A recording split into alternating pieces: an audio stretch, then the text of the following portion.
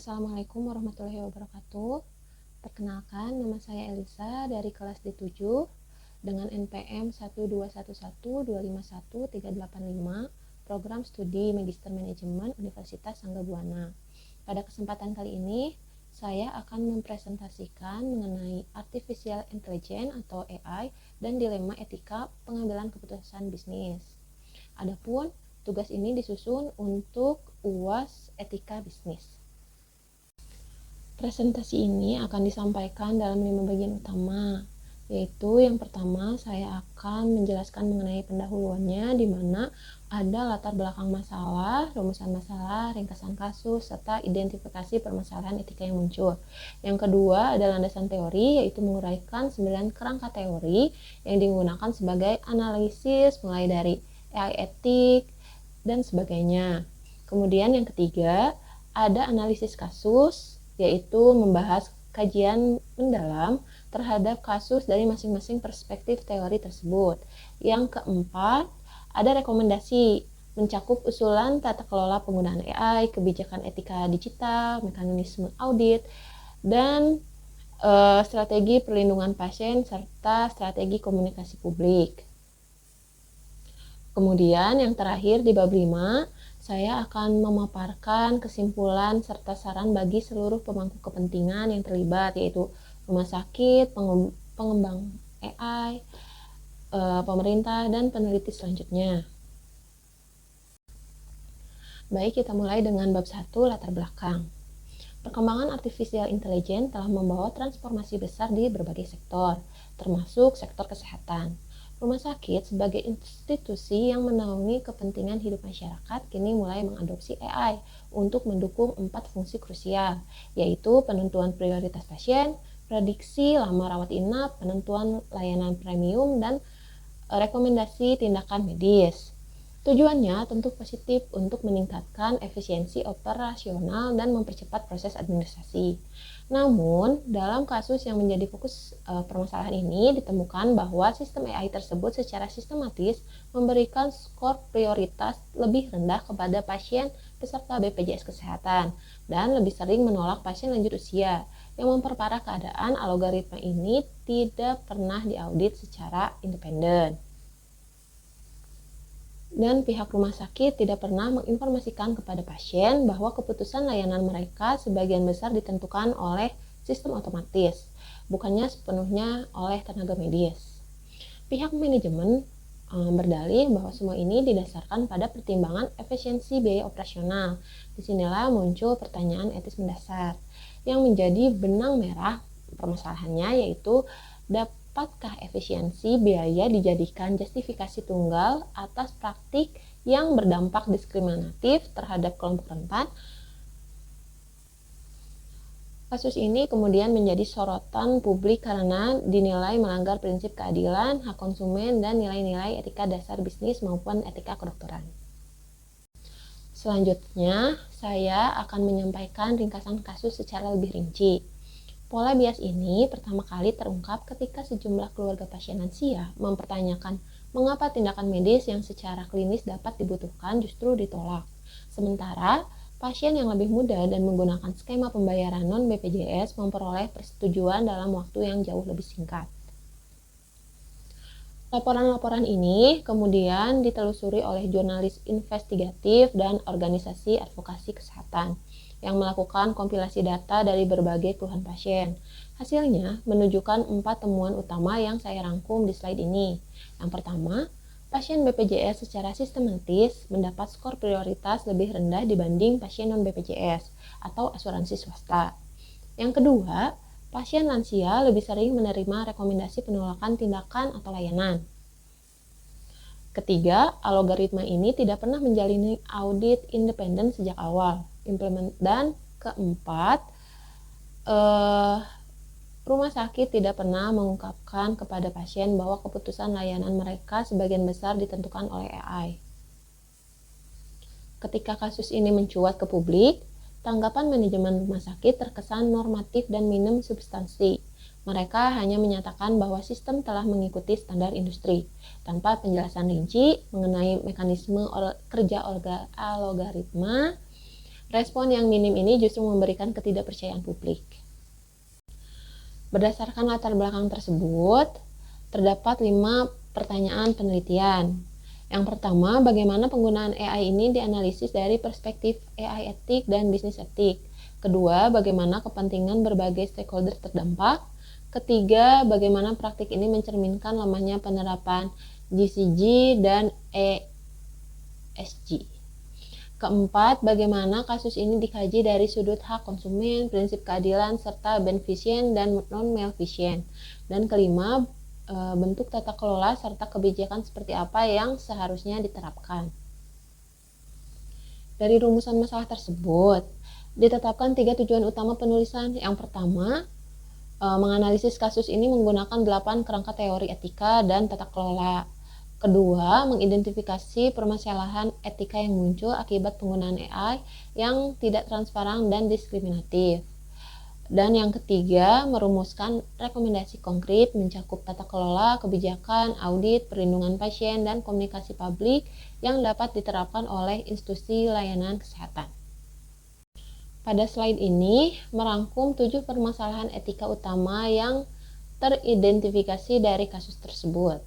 Yang pertama, diskriminasi pasien BPJS yang mencerminkan bias struktural berbasis status sosial ekonomi. Kedua, diskriminasi terhadap pasien lansia atau yang dikenal sebagai ageism yang terintegrasi dalam logika algoritma. Ketiga, kurangnya transparansi karena peran AI dalam mengambil keputusan tidak pernah diinformasikan kepada pasien. Yang keempat, tidak adanya audit algoritma sehingga bias tidak terindikasi maupun terkoreksi dalam waktu lama.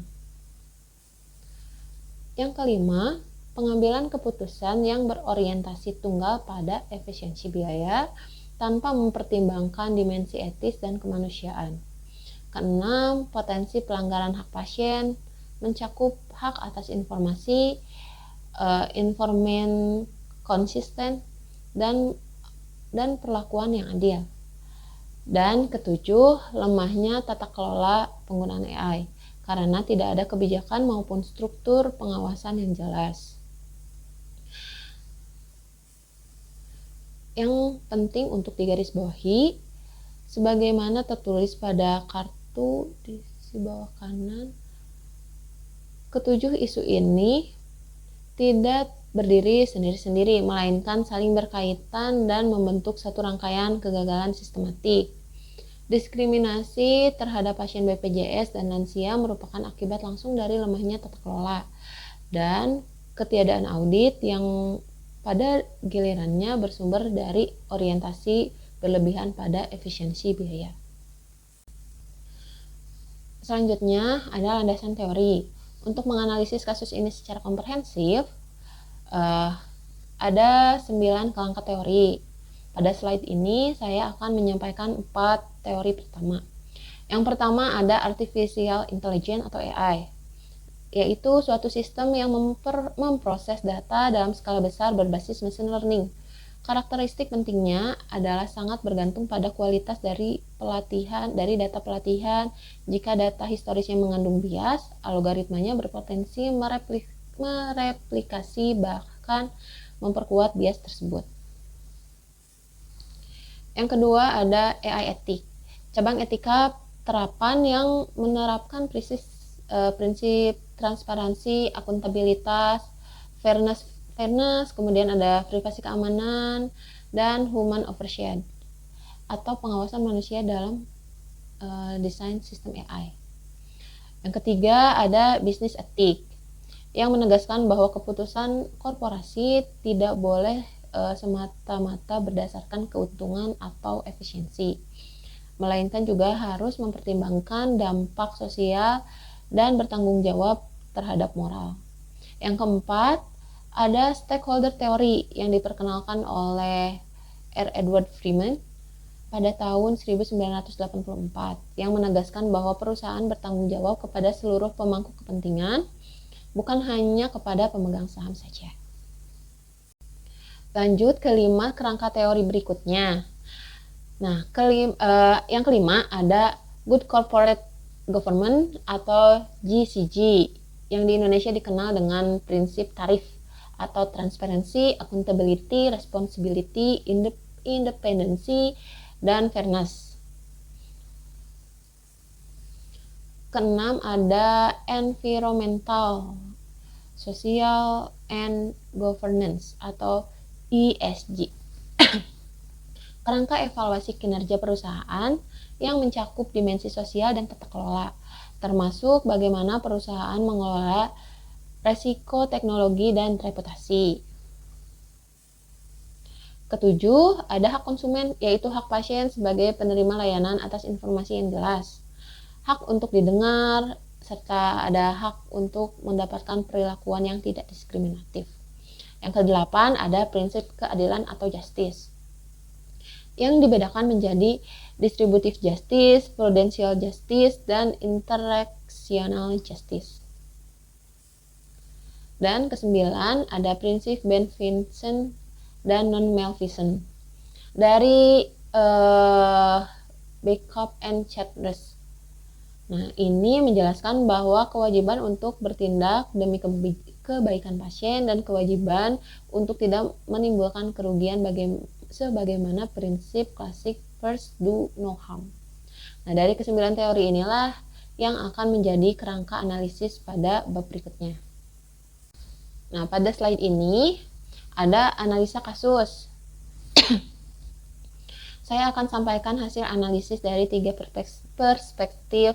Pertama, dari perspektif AI etik, kasus ini menunjukkan pelanggaran terhadap hampir seluruh prinsip inti transparansi dilanggar karena pasien tidak diberitahu, akuntabilitas dilanggar karena tidak ada mekanisme audit, dan fairness dilanggar karena melalui pola struktur prioritas yang sistematik merugikan pasien BPJS dan lansia. Kemudian algoritma bias ini tidak terdeteksi karena human oversight atau pengawasan manusia turut diabaikan. Dari perspektif bisnis etik, argumen efisiensi biaya yang diajukan manajemen mencerminkan bentuk rasionalisasi etik. Upaya melegitimasi keputusan yang bermasalah secara moral dengan argumen ekonomis yang tampak netral. Kasus ini juga dapat dibaca secara moral distancing, di mana penggunaan teknologi menciptakan jarak psikologis antara pengambil keputusan dan dampak nyata terhadap manusia. Kemudian dari perspektif stakeholder teori, kasus ini mencerminkan model bisnis yang stakeholder centric atau pemegang saham dan manajemen memperoleh manfaat efisiensi. Sementara pasien BPJS dan lansia sebagai stakeholder yang seharusnya dilindungi justru menanggung dampak yang negatif. Lanjut pada 5 perspektif berikutnya dari sisi GCG. Kasus ini mencerminkan kegagalan pada hampir seluruh pilar tarif, terutama transparansi, akuntabilitas, dan fairness. Tidak ada pihak independen yang mengevaluasi kinerja algoritma. Dari sisi ESG, dimensi sosial dan governance sama-sama gagal juga, yang beresiko mengkikis apa yang disebut social license to operate. Legitimasi sosial yang diperoleh institusi dari masyarakat untuk menjalankan operasinya. Kemudian dari sisi hak konsumen terjadi pelanggaran ganda.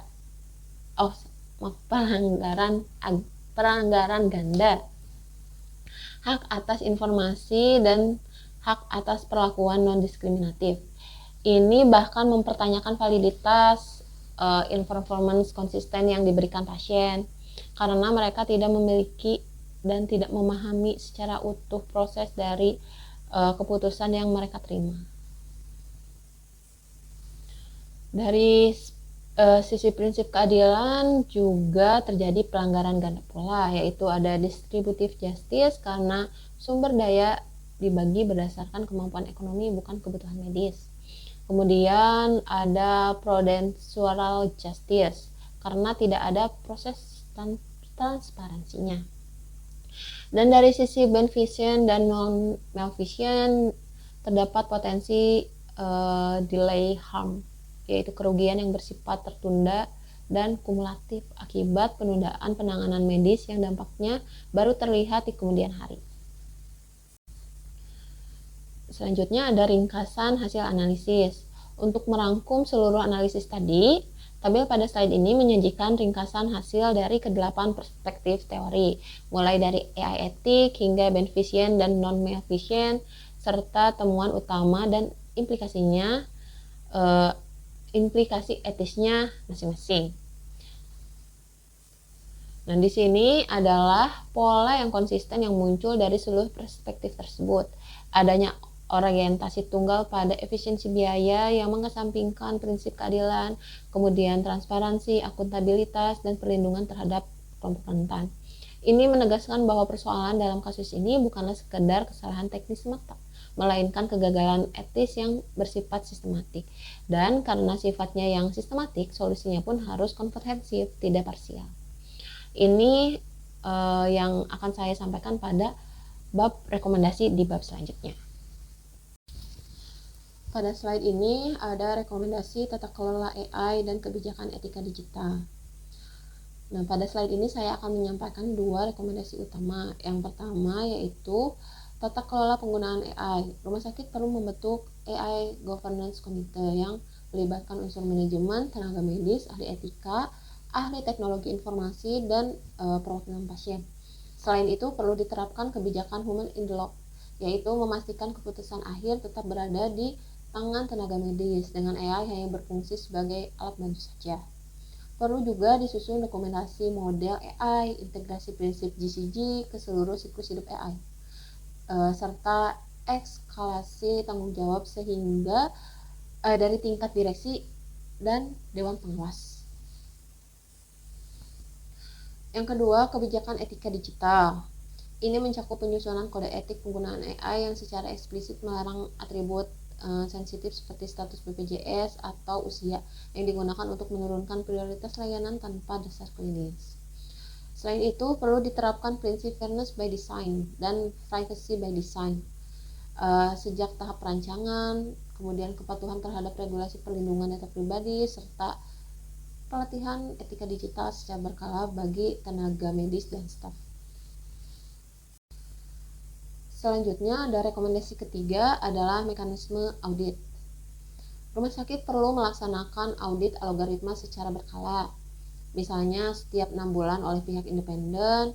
Perlu juga diterapkan fairness metric dan bias testing secara rutin untuk membandingkan hasil antar kelompok pasien.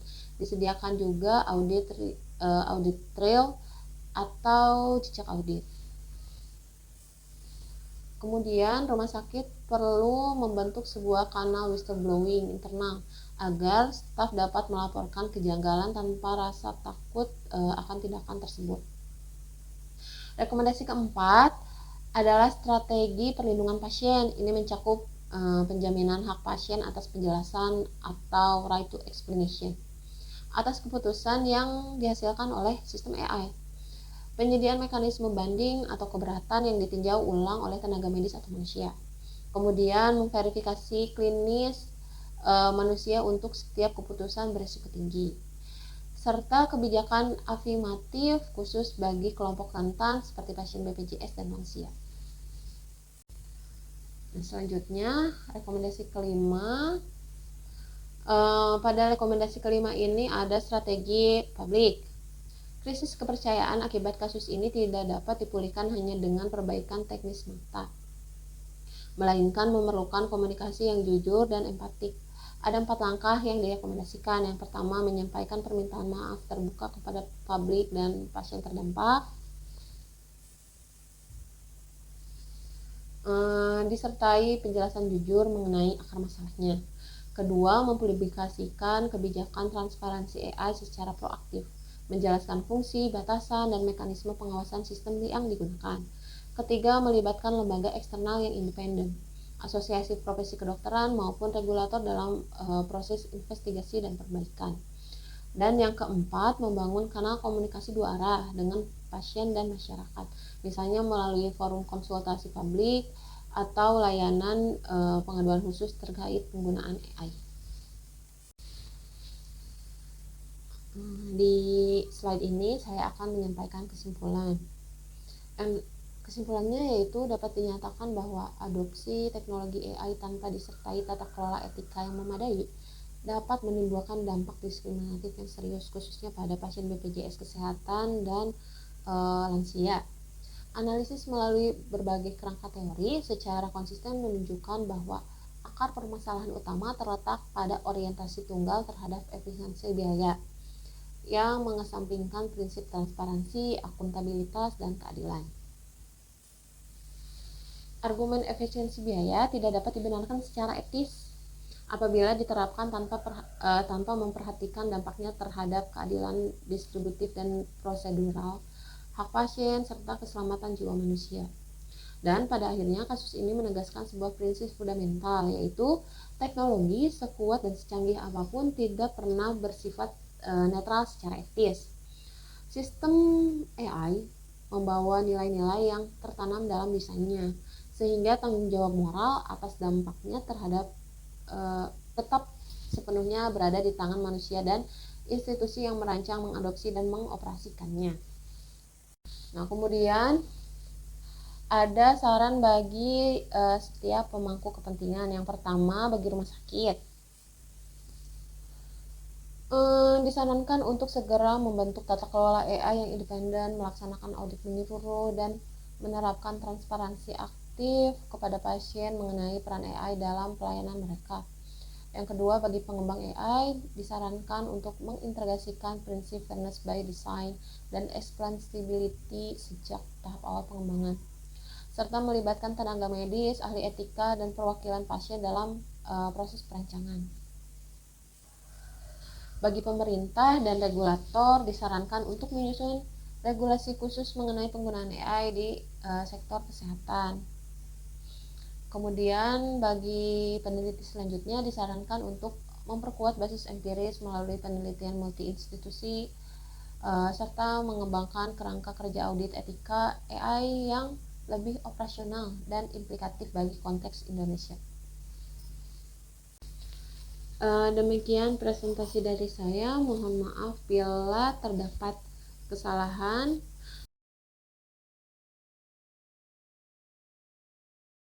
Wassalamualaikum warahmatullahi wabarakatuh.